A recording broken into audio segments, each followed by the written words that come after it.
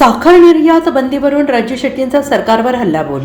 स्वाभिमानी शेतकरी संघटनेचे नेते राजू शेट्टी यांनी साखर निर्यात बंदीवर केंद्र सरकारवर जोरदार हल्लाबोल केलाय. सरकार MSP वाढवत नाही, निर्यात बंद करतात, शेतकऱ्यांची 12,000 कोटी देणगी थकलेली आहेत असा आरोप त्यांनी बोलताना केला आहे.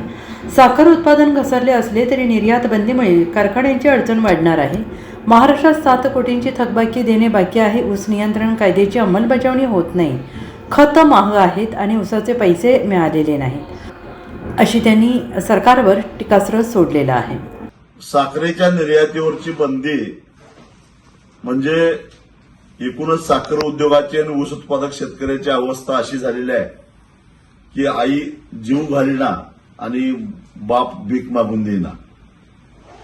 एकतर गेल्या 4 वर्षामध्ये केंद्र सरकारनं साखरेची MSP वाढवलेली नाही आहे आणि MSP न वाढवल्यामुळं 4 वर्षामध्ये सातत्यानं साखरेचे भाव स्थिर राहिलेले आहेत, वाढत नाहीये.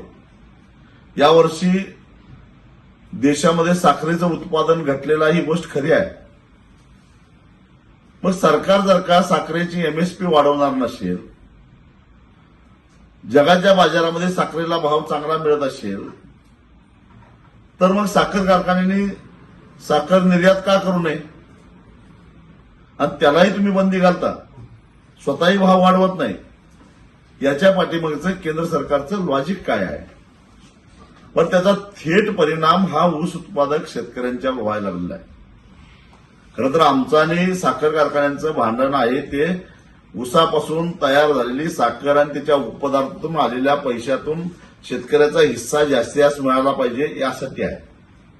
पण साखरेचे भावच वाढले नाहीत तर मग साखर कारखाने तरी काय करणार?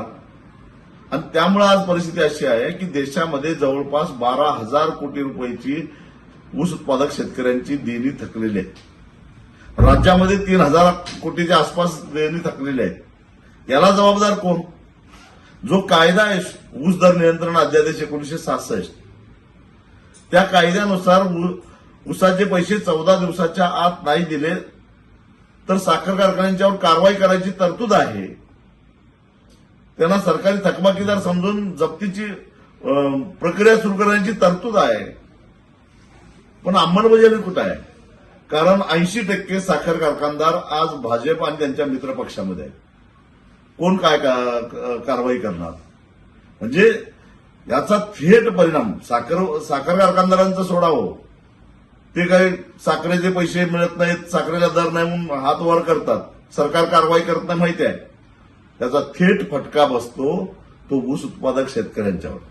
एका बाजूला रासायनिक खताचे दर आकाशाला भिडलेले आहेत. आमचे पंतप्रधान शेतकऱ्यांना सांगतात की रासायनिक खताचा वापर कमी करा.